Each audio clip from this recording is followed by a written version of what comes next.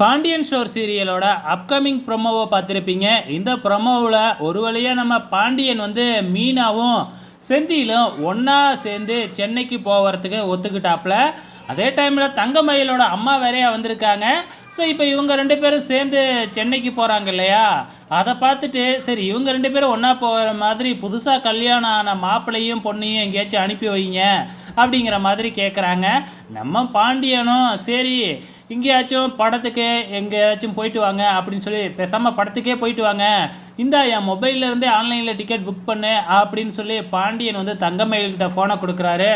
தங்கமயில் வாங்கி புக் பண்ணிவிட்டு ஃபோனை ரிட்டர்ன் கொடுக்குறப்ப 1200 பில்லு வந்திருக்கு.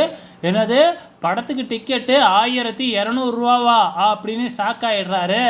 ஆமாம், பாப்கார்னு சம்சா எல்லாத்துக்கும் சேர்த்து தான் ஆர்டர் பண்ணியிருக்கேன் அப்படின்னு சொல்கிறாப்புல. ஆனால் படத்துக்கே 1200 கொடுக்குறாரு. சென்னைக்கு போயிட்டு வர்றதுக்கு எவ்வளோ காசு கொடுப்பாருன்னு பார்த்தா வெறும் 1000 கொடுக்குறாரு. பஸ்ஸு டிக்கெட்டுக்கு மட்டும்தான் ஆக மாட்டுக்கு அவர் கொடுத்த 1000.